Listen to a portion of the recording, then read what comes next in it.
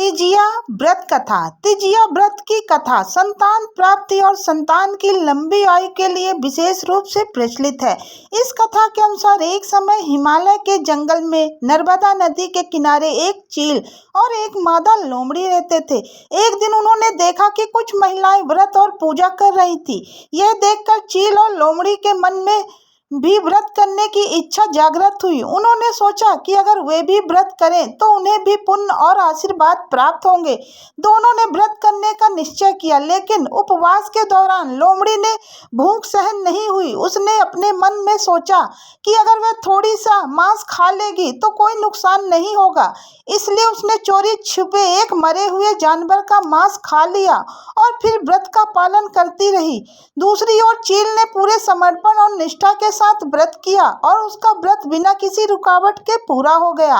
व्रत समाप्त होने के बाद दोनों ने अपने अपने जीवन में वापस लौट आए। अगले जन्म में चील और लोमड़ी ने मनुष्य का रूप धारण किया। चील को कई संतानें प्राप्त हुई और सभी संतानें स्वस्थ और जीवित रहीं। दूसरी ओर लोमड़ी को भी संतानें हुई, लेकिन उसकी संतानों की मृत्यु होती रही। इससे लोमड़ी को बहुत दुख हुआ और वह सोचने लगी कि आखिर उसकी संतानों की मृत्यु क्यों हो रही है, जबकि चील की संतानें स्वस्थ और सुरक्षित हैं। इस दुख और निराशा के कारण लोमड़ी के मन में बदले की भावना उत्पन्न हुई।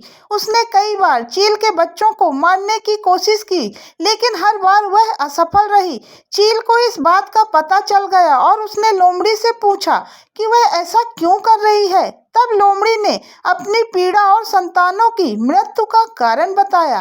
चील ने लोमड़ी को समझाया कि पिछले जन्म में जब उन्होंने साथ में व्रत करने का निश्चय किया था तो चील ने पूरी निष्ठा से व्रत का पालन किया था, जबकि लोमड़ी ने धोखे से मांस खा लिया था, इसलिए उसे इस जन्म में संतान सुख नहीं मिल पाया।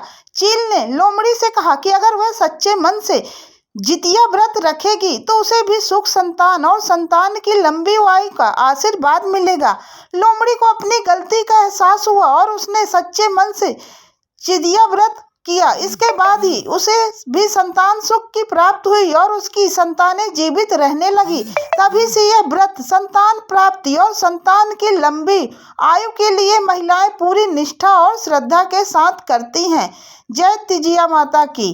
कथा दूसरी, जीमूतवाहन की कथा जितिया व्रत से जुड़ी प्रमुख कथा है, जो साहस, त्याग और परोपकार का संदेश देती है। इस कथा के अनुसार जीमूतवाहन एक बुद्धिमान और धर्मप्रिय गंधर्व राजा थे। हालांकि वे एक समृद्ध राज्य के शासक थे, लेकिन उन्हें राज्य की भौतिक सुख सुविधाओं में कोई रुचि नहीं थी। उन्हें सांसारिक जीवन की बजाय परोपकार में अधिक संतुष्टि मिलती थी। इसलिए उन्होंने राज्य के सभी कर्तव्यों और जिम्मेदारियों को अपने भाइयों के हवाले कर दिया और स्वयं जंगल में जाकर अपने वृद्ध पिता की सेवा करने लगे। एक दिन जीमूतवाहन जंगल में भ्रमण कर रहे थे कि अचानक उन्हें एक वृद्ध महिला जोर जोर से विलाप करती हुई मिली। उसके चेहरे पर दुख और पीड़ा साफ झलक रही थी। जीमूतवाहन ने उस महिला से उसके दुख का कारण पूछा। महिला ने बताया कि वह नागवंश सांपों के परिवार से है और उसका एकमात्र बेटा है। उसके परिवार पर एक प्राचीन श्राप या शपथ है कि हर दिन एक नाग को पक्षीराज गरुड़ को बलिदान के रूप में चढ़ाया जाता है और उस दिन उसके बेटे की बारी थी। महिला के दुख को देखकर जीमूतवाहन का हृदय पिघल गया और उन्होंने उसे आश्वासन दिया कि वे उसके बेटे की जान बचाएंगे और उसे सकुशल वापस लाएंगे। जीमूतवाहन ने साहसिक निर्णय लिया और खुद को गरुड़ का शिकार बनने का विचार किया। वह चट्टान पर जाकर लेट गए ताकि गरुड़ उन्हें नाग समझकर उठा ले जाए।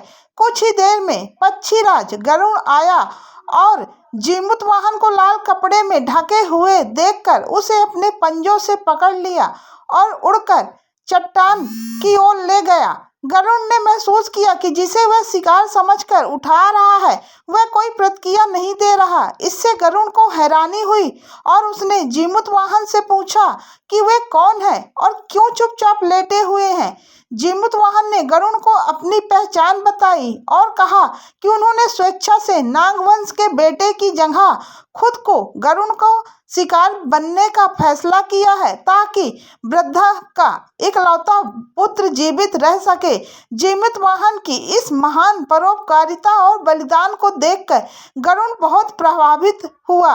उसकी वीरता और परोपकार से भाव विभोर होकर गरुड़ ने वचन दिया कि वह भविष्य में कभी भी नागों से बलिदान नहीं लेगा और इस प्रथा को समाप्त कर देगा।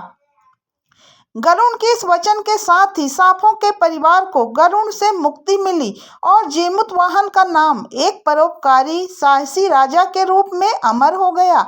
इस घटना के बाद से ही यह मान्यता बन गई कि जितिया व्रत रखने से संतान की दीर्घायु, सुरक्षा, कल्याण सुनिश्चित होता है। इसी कारण से इस व्रत को महिलाएं संतान की लंबी आयु और अच्छे स्वास्थ्य के लिए पूरी श्रद्धा और निष्ठा के साथ करती हैं।